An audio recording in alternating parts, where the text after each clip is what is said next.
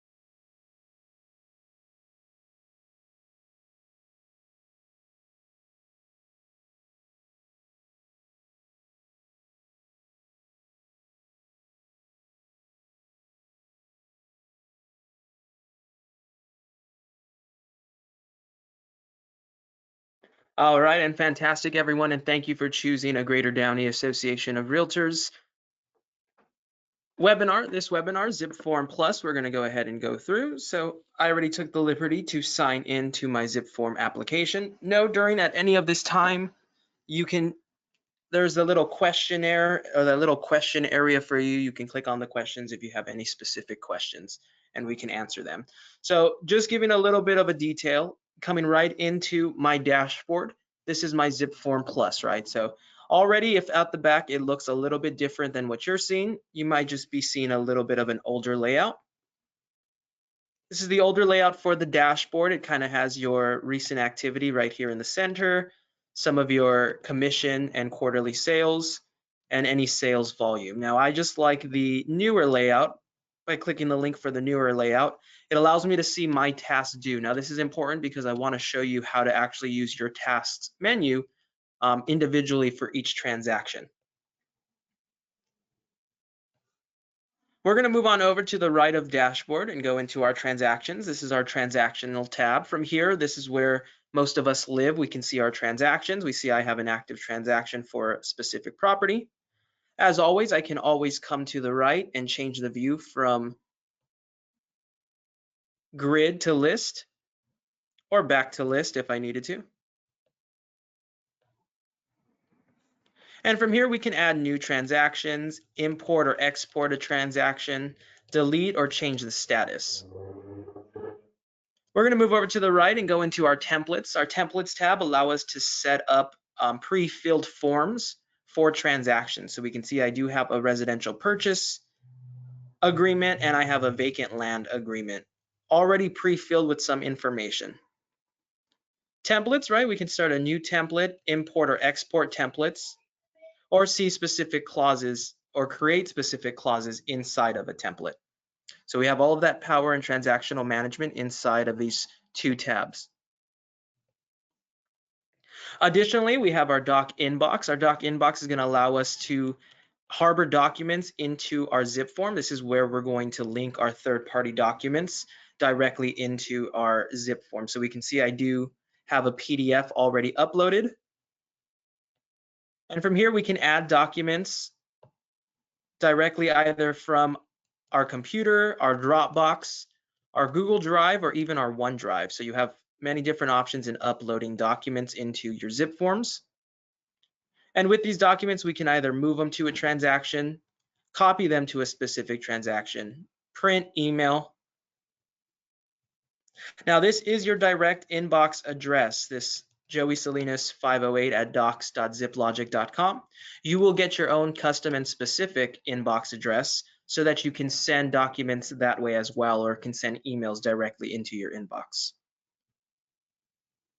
To the right of the doc inbox is our tasks tab.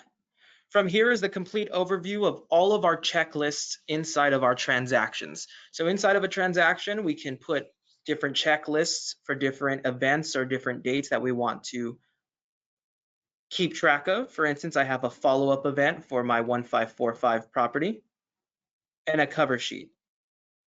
And we can move this from a calendar view, right? Whether we're seeing the entire month, whether we're just going to see a week. And clicking anywhere on the calendar actually allows me to create a new event. So if I click onto the 14th,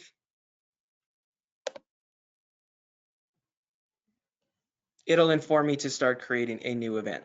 Now, additionally, I can go and see this as a checklist. So we can see that none of these have been started. Or I can see this on a board from my progress to not started to completed. Any urgent tasks that I have, or any that are expiring or past due, will be in my urgent tasks. And additionally, I also can harbor other calendars onto my ZipForm, such as my Microsoft, my Google, and my ZipForm calendar, which is directly with my MLS. To the right of the Tasks tab are the Contacts tab. Here's where we're able to start building contacts, either ones that we're going to specifically reach out to. Maybe they're going to be clients, past clients, or maybe service providers. Or we can start building contacts based on the clients that we have for a specific transaction. We can keep different address books, right? From ZipForms to Top Producer to Moxie Engage, Yahoo. So if you have some of those contacts, you can directly import them into your ZipForm.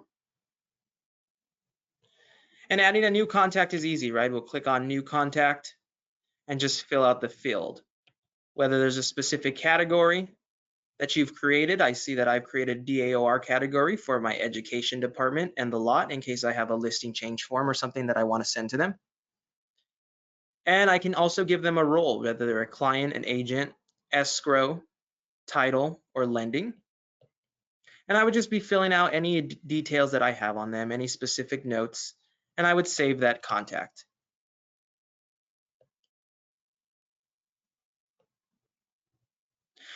Finally, you have your partners in case you wanted to purchase additional software for your zip forms.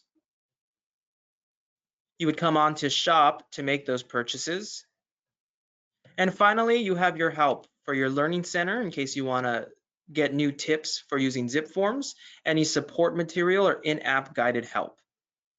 Now with the in-app guided help, I want you to see that at any page that I'm on, whether I'm in the dashboard, transactions, or a template, by coming to the bottom right and clicking on guided help, it will give me and bring up questions specific for the area that I'm on.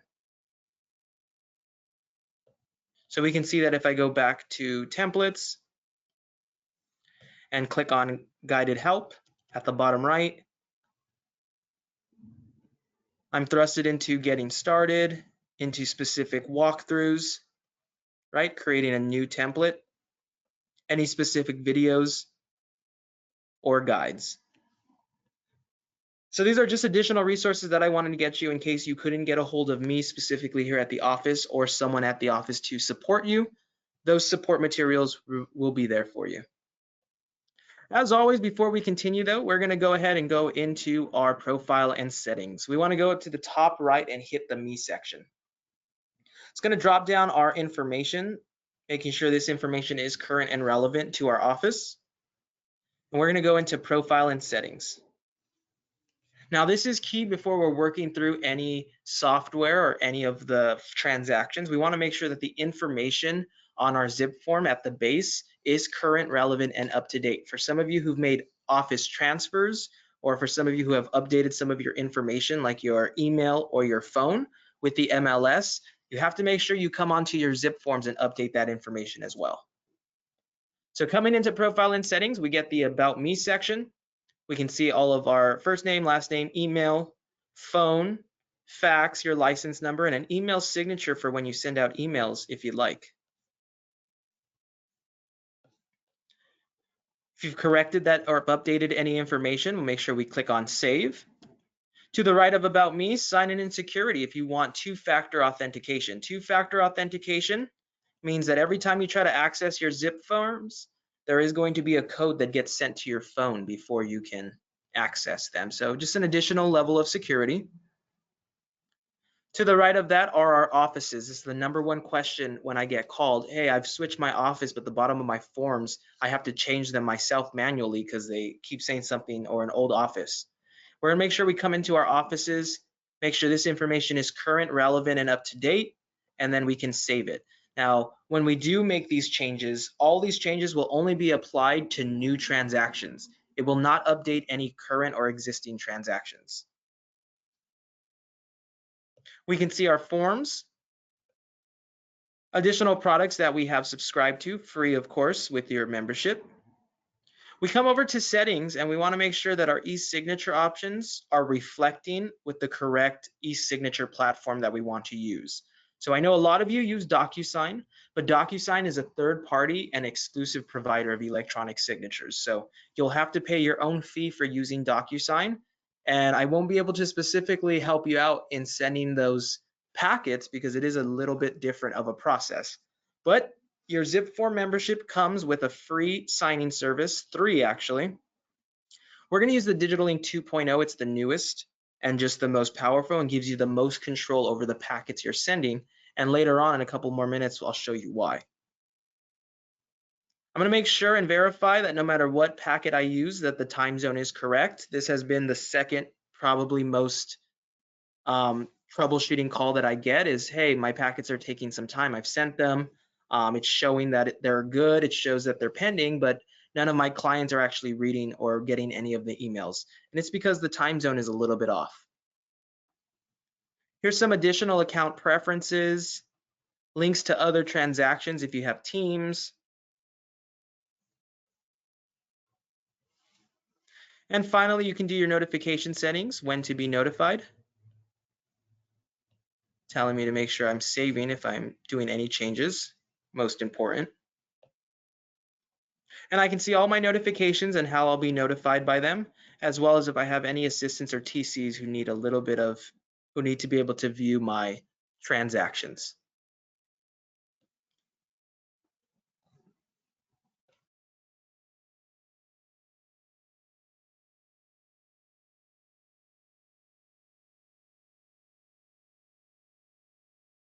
So that was a little bit of an overview of what we can expect to use and the different services that we can use inside of ZipForms. As always, if there's a specific question, please feel free to ask that question away so that I can answer it. Right now, I'm going to show you how to build a template. The template are pre-filled forms that are going to help us when we are filling out transactions. So if we come into the templates tab, making sure that we are in the templates tab, we can see that that's highlighted green. We'll click on a brand new template. So we'll create a new one. It's going to ask us to select a template type. So whether this is going to be for a new listing, a new purchase or offer, a new lease, or a new lease listing. So I'm going to do new listing because I already have a residential purchase agreement and a vacant land. And I'm going to type this template, the residential listing. There we go. This is the residential listing template. I'll select a category to attribute it to, making sure I want residential. All my residential categories, I want this template to prompt. And then we have our auto apply feature. Whether we're going to do not automatically apply this template to new transactions. So maybe this template that I'm building for is a specific addendum or a specific set of addendums for a specific city. I can set this up so I can have this template in my back pocket without actually using it for every transaction. Option 2 is automatically apply this template to listing residential new transactions. So this helps keep it congruent, right? This is only going to apply this when I select a listing or residential transaction. And finally, I have an automatically apply this to all transactions. This is really great for like a cover sheet or maybe an intro or a bio that you just want to apply to all of your transactions. Doesn't matter if it's residential, a purchase, a vacant land, it'll apply that template. So for this specific residential listing template, I'm going to only automatically apply this to listing or residential transactions. I'll click on save.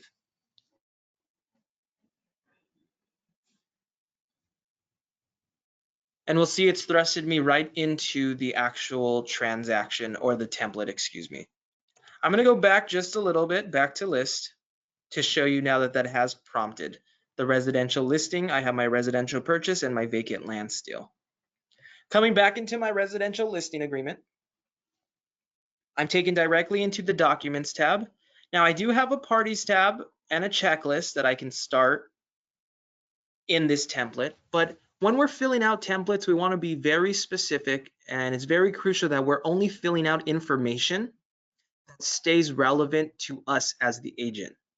So we never want to put specific clients' information in a template because then their information will be applied to all new transactions or to all transactions that we use that template on. We want to make sure that we're only putting our information, like maybe our name, our contact info, our brokerage. So for the residential listing in the Documents tab, we're going to go ahead and click on Add Document. Now we can do Add Document here at the left, or we can click on the blue All Forms at the right. But I'm going to click on Add Document, and we're going to go ahead and add a form. It's going to prompt open my forms library. So a couple of things that I'm going to look for, I'm going to add the cover sheet, only because I like the simplicity and the ease of use with the cover sheet. And here we go with my residential listing agreement. Now I know a lot of you are very aware with the PDV. So maybe on this template, we'll get the PDV on there for us.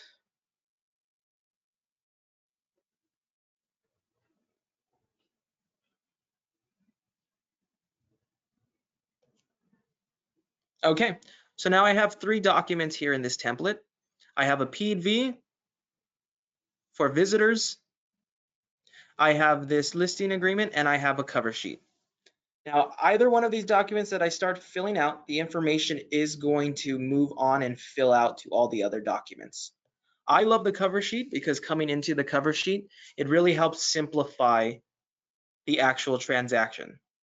So I'm not going to add anything specific to a client. I'm going to save that for a transaction. And since I'm in a template, I'm only going to add information that's consistent and relevant with myself.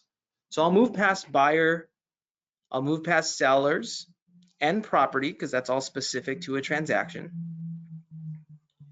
But I can do maybe the seller's broker information, right? That would be my broker information.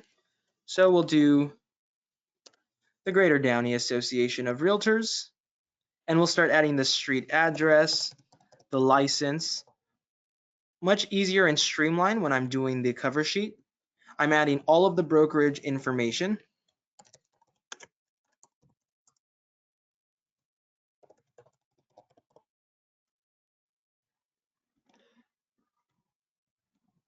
And finally, our email.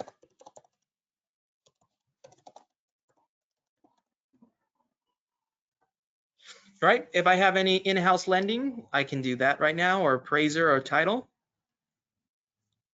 But that looks pretty good with the information I've set, so I'll make sure that I come to the left and click on Save. It's going to save it onto this form and apply it to all my other forms inside of this template. So now that that information is saved, I'm going to go back.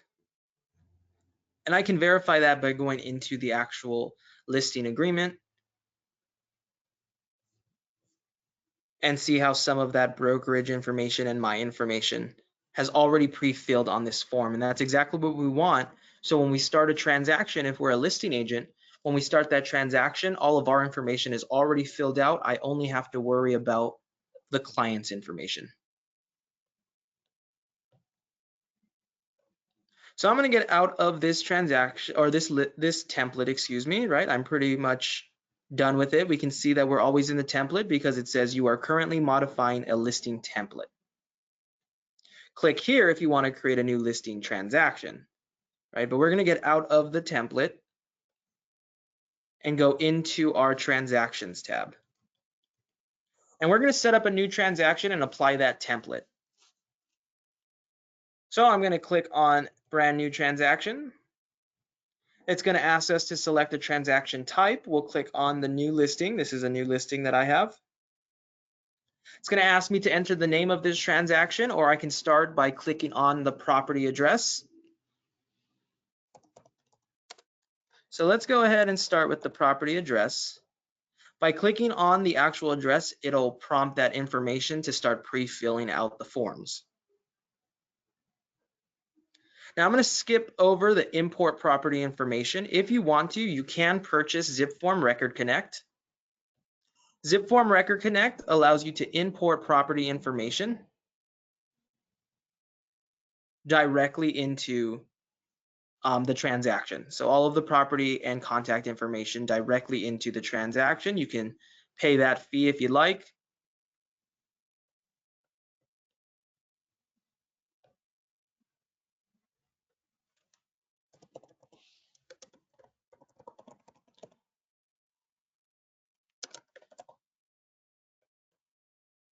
We also have MLS Connect, which is a similar option, right? That allows you to pull the information. That is free to use the MLS Connect. Two things when you're using MLS Connect: it has to be a CRMLS property. It has to be registered with CRMLS.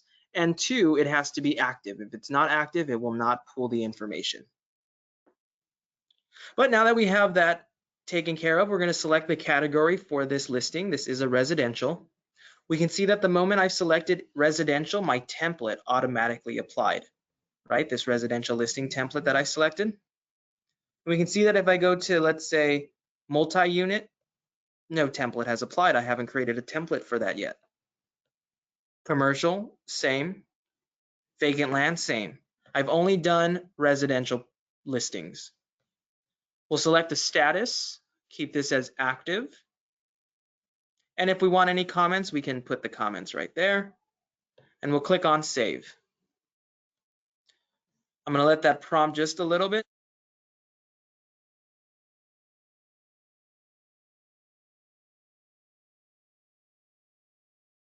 And it has taken us directly into the actual transaction. We know that because at the top left, we can see the address and the transaction ID.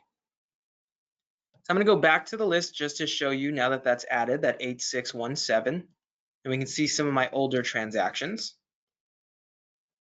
We're going to go ahead and click right into it so we can get back into the transaction. Takes us to the summary tab of the transaction. It just lets us know what's going on. It tells us the stage of the transaction. In the middle, we can see property summary, listing summary, purchase, commission, all those different summaries. At any point, if you want to, on this screen, start editing information or adding information, you can click on that little pen that'll allow you to put the information. So let's add a zip. And we'll save that. Now that'll be applied to all the forms. We can see along the left our party members. We can see along the right some more tools, such as adding documents, signing signatures, applying an additional template, sharing the docs to be reviewed, email the docs to a specific transaction, or the fax docs to a specific transaction. To the right of the summary tab are our parties. As we start building parties inside of the forms and singling out clients as seller 1, seller 2, right? We will see that this will automatically start creating the different party members. So for me, it already has me as the listing agent and broker because that was already applied to the form, so I don't have to worry about that. We're going to go back into the documents, and we can see we have our cover sheet, our coronavirus V form, and our listing agreement. From here, we're going to move on to the right and go to checklists. If we wanted to create specific checklists inside of this transaction, we definitely can. We would go into a new checklist. And let's say this checklist name, whatever we need it to be. So this is just going to be reminders. And we'll save those reminders.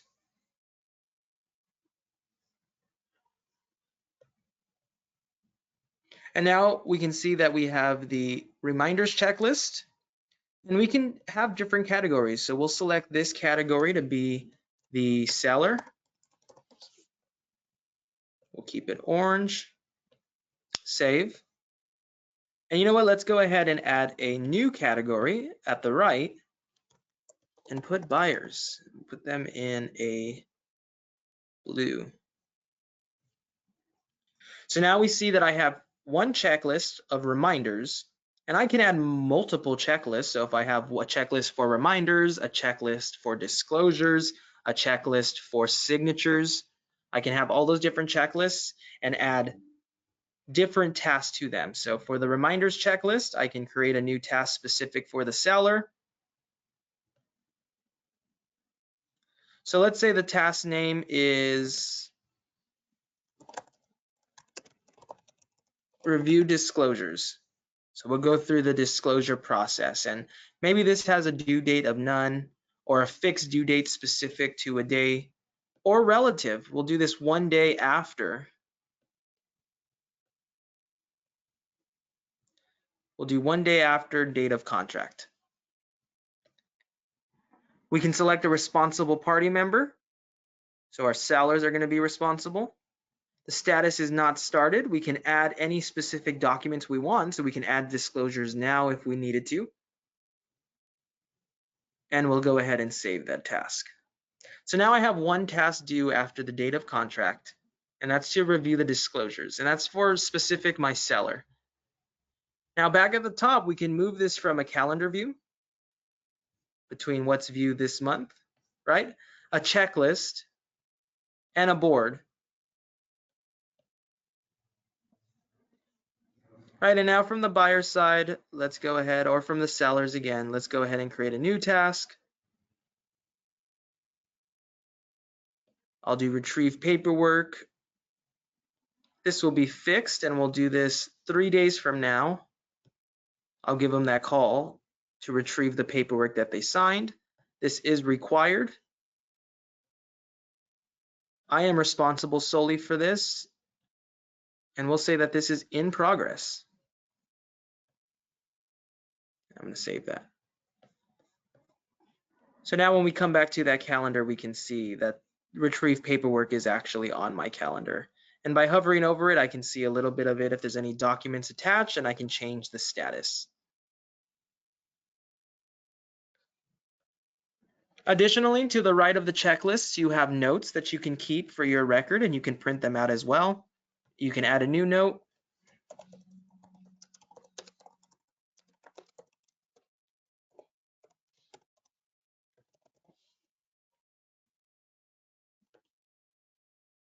And we'll go ahead and save that. Right, it gives me a little date stamp, 10/13, 11/31 by myself, and I put notes go here. And you can add those notes specifically and keep a detailed log inside of this transaction. Right, so now the time has come for me to upload a specific third-party document into my transaction. So here I am in the Documents tab. I've already filled out my listing agreement. I filled it out with my client's information, that cover sheet as well. So let's go here and into the cover sheet, and let's do a fake client. We'll do Joe client.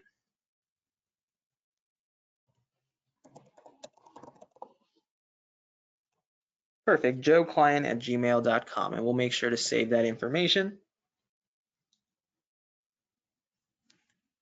Now I want to show you guys another neat resourceful tool that you have. On top of any form, you have the Forms Advisor and the Forms Tutor. Forms Advisor is going to make sure that you have all the forms necessary for the transaction. So if you have some help or you have some difficulty in figuring out what forms are necessary for your listing or what forms are necessary for your purchase, clicking on Forms Advisor and filling out some of the information will pull the exact forms that you need. Forms Tutor, on the other hand, is going to help you fill out the form, making sure that you understand what's being asked of your client, and some tips and tricks on filling it out accurate. So Forms Tutor is really going to support you when you need help in filling out the form. I'm going to go ahead and go back. And now we're going to go ahead and add our third-party document. So we would go into Add Document. And instead of doing an add form, we can add from our Dropbox, Google Drive, OneDrive. We can browse for a document onto our computer. That's exactly what we'll do. We'll browse for a file. And we would go through and select whichever file that we needed to have specific here in this transaction. Now, another way to do this, I'm going to go back into our actual doc inbox in our main tab and go into documents. I told you you had this document storage right here in your doc inbox. You have a direct inbox address that you can send information to. So maybe someone sent that directly to this inbox, or you have the ability from here to add documents. So we can add the document from our computer, our Dropbox, our Google Drive, our OneDrive, etc. This is my test signature document. I just wanted to show you this is an example document, just a PDF I made to show you that virtually any document can be uploaded and sent for an e-signature. Now that I have this document, I'm going to go ahead and copy to a transaction. Now, if I move this to a transaction, it will take it out of my doc inbox and move it to the transaction. I want to keep one here for me. This is an important form that I got sent. Maybe this is the PV I've been sent. It's finally come into my inbox. Instead of having them send it to my email, I had them send it to my ZipForm email so that I can apply it to the transaction. Now I would select the transaction that I want it to go into, and boom, that was successfully copied. So hopefully now, not to confuse you and jump around too much, I'm going back into that specific transaction just to show you that that document did go into the documents section of that transaction. And we can see it right here, the test signature document. So now I have my third-party document that I needed signed, uploaded. I have my residential listing agreement and my PV or PDS, whichever one I prefer. And I'm going to go to the left and click on e-sign. Clicking on e-sign from here, it's going to ask me and take me straight to my signature launch board, right? So this is where I'll be able to keep track of all of my signature packets. Right now, there are no signature packets to display. And at the top left, I'm going to go ahead and click on New Packet.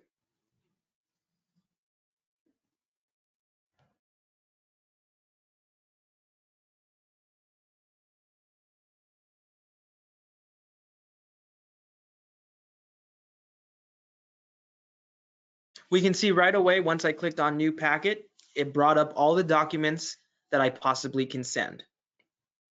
I'm going to want to send my listing agreement and this signature document, this third-party document I uploaded.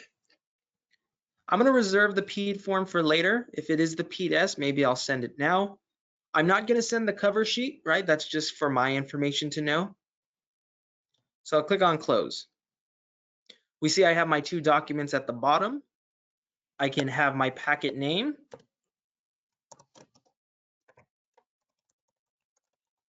We'll call this Residential Agreement.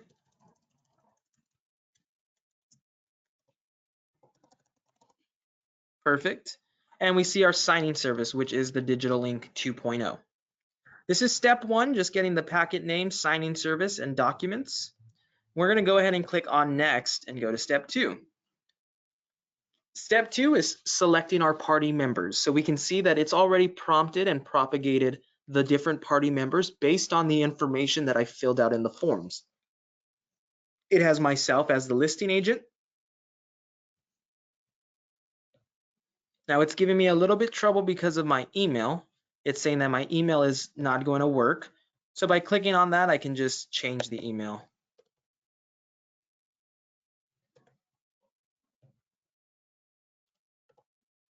Perfect.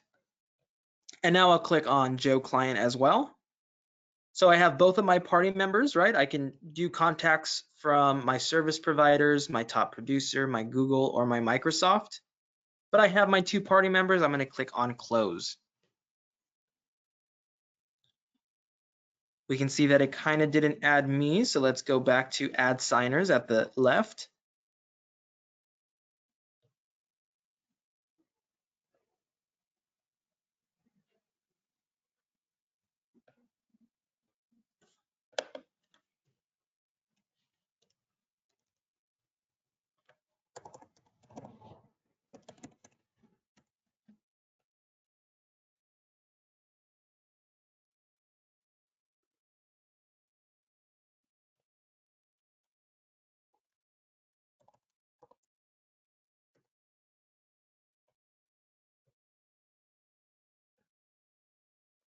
Perfect. Now it has me. That gave me a little bit of trouble only there because of the email. So now I have myself as the listing agent and I have my signer. If I wanted to, I can create a signing order, but please be wary of the signing order. The signing order is really going to halt the production on getting these signatures because what it's going to do, especially if I have 3 people who need to sign, it's going to send it to the first person who's going to have to open it, complete it, and review it. The system's going to make sure it's good before it sends it to you and you see it, and then it gets sent to whoever number 2 is, and that process is going to keep going for out your signers. So if you really want to expedite the process, you want to turn off that signing order. Additionally, you have a cybersecurity protection if you wanted to add it. It's $5 for the transaction. We can see at the top right, the time zone is correct, and we'll go ahead and click on Next. Now, if you are using DocuSign, the third-party exclusive provider, you will be taken out of here and going into the DocuSign terminal, where you'll be able to use their services to send out the form. Now I'm going to continue to use the digital link version and the ZipForm version so that you can see how it is. And this is a free version. This is the free process. Clicking on next, it just says if we want better protection for our client about that 2-factor authentication cybersecurity. We can skip that and say no thanks. We didn't choose a security option. And now it's just going to load the forms for us. So we'll let that load for just a brief moment and separate the 2 signers.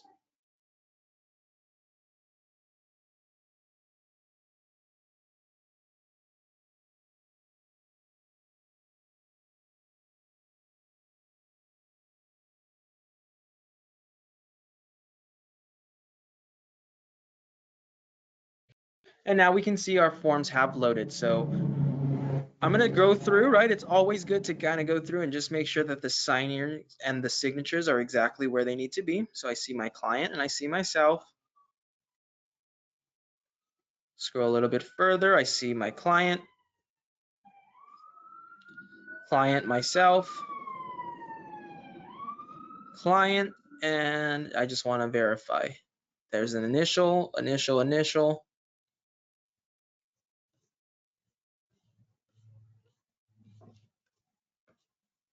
And here we are getting to the bottom of my test signature page. So let's say we missed a signature somewhere, or let's say we just want to add a signature to a document. So here we are in this example document, just a regular PDF. And I'm going to come to the top, to the right here where my different tools are. And on the pen, I'm going to select the appropriate name that I need to sign. So I need my client to sign, Joe Client. And underneath the pen, there's the drag and drop. By clicking it, I get my different options. I'm going to do the sign here by clicking, holding, and dragging to where I need it. That's exactly where I need Joe Client to sign. We'll make that a little bit larger. There's a couple of different options we can see right here by clicking on this little gear. I can flip vertically, flip horizontally if I need to. And I also can easily add a timestamp or add a date stamp. And now we can see that the date and that timestamp. Maybe I need them to initial, so I'll come over to the initials, click, hold, and drag to right where I need it. And I would do that for every signer, making sure I'm coming to the pen and changing the signer to whoever I need the signature of. So now this document, this third-party PDF that we've uploaded, has a signature for my client. I am all set. Everything is looking good. I validated and checked to make sure that the signatures and the initials are exactly where they need to be. And finally, I can go ahead and send. It's going to ask me, once it's finalized the signing setup, if I want to do custom invitation emails or if I just want to send the invitations. And we'll just send the invitations out. We can see that the packet was successfully started and sent. And now when we come back to that launch board, because that's where it's taking us back to that launch board, we can see the actual packet. Now the Digital Ink 2.0 gives us this extra power, right? It allows us to see our documents. We can see that it's in progress and when it was created and how many signers. By clicking onto the document, we get a little bit more power. We can see each individual client, their email, and the status. If we needed to, we can resend the email. We can edit some of the information or delete the signer if we needed to. And same thing with documents that we have. We can add documents or delete documents.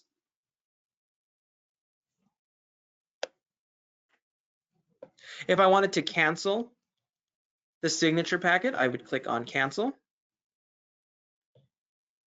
I'll click on yes, and the packet has been canceled. And if I wanted to restart it, I easily can restart it or edit some of the information on there and then resend it. So I get a lot of more control by using this option. Now the DocuSign, that is a third-party provider. You're going to have to decide how to finish and finalizing that setup process. For a lot of agents, that's a little bit easier. They love the DocuSign. They said that it tags everything, makes it very simple and much more streamlined for their clients. But I don't have very many realtors who complain necessarily about the digital ink. No complaints. So it's all for your preference. Now I'm going to change gear over here just a little and try to go on to the mobile version, the ZipForm Mobile. I wanted to show you that version specifically. It's the same thing that we've covered here, the same platform, except just in the power of your hands. So you can easily create documents, you can easily create transactions, or do any transactional management directly from your phone.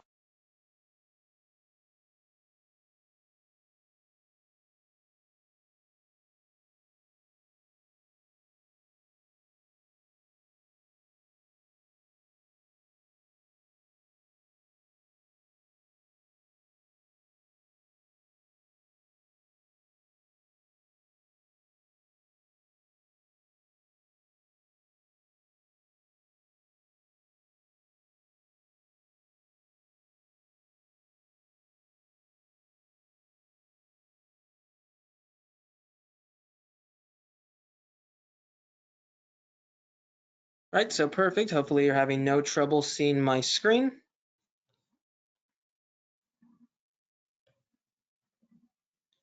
And we can see I have my ZipForm mobile application right here. I've downloaded it. My ZipForm mobile companion. My same login is going to be for my CAR.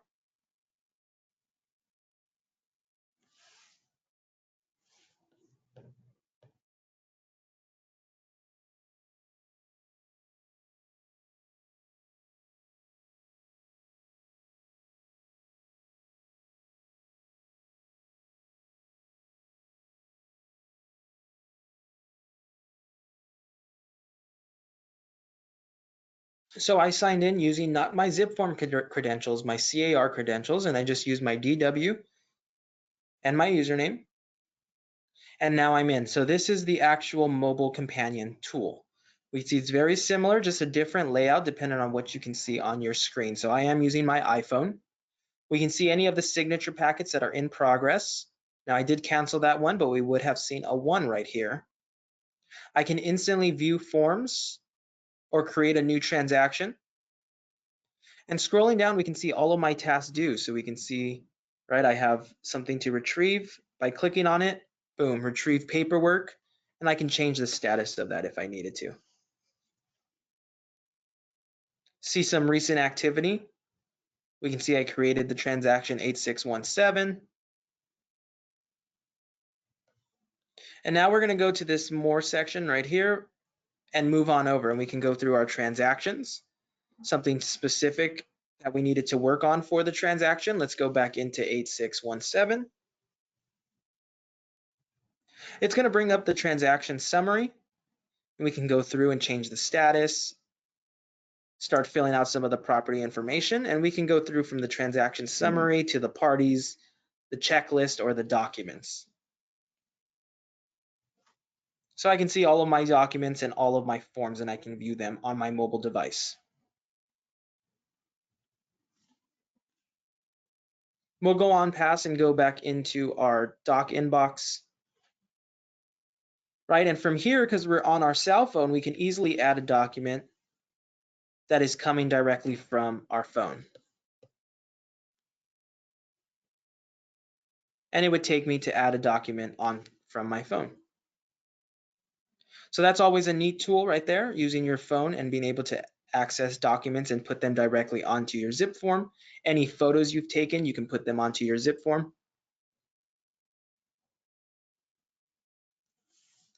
And so it's really the same power and the same transactional management just in the palm of your hand. And so I just wanted to show you that little overview. And we can set up the transactions the same way, going into the transactions or just clicking on a new transaction, asking us to select a transaction type and prompting that information in. I'm definitely going to open it up now to any specific questions. If any of you have any specific questions that you'd like to go over, we definitely can go over that now. As always, you guys can always reach out to me here at the office Monday through Friday, 9 a.m. to 5 p.m. My name is Joey. I am the benefits specialist, your benefits specialist specifically, and you always can follow me or ask me for insights or for tips to any one of your benefits, not just ZipForm specifically. Any of the material we covered today, if you like a little bit more of a breakdown on it, please reach out to me.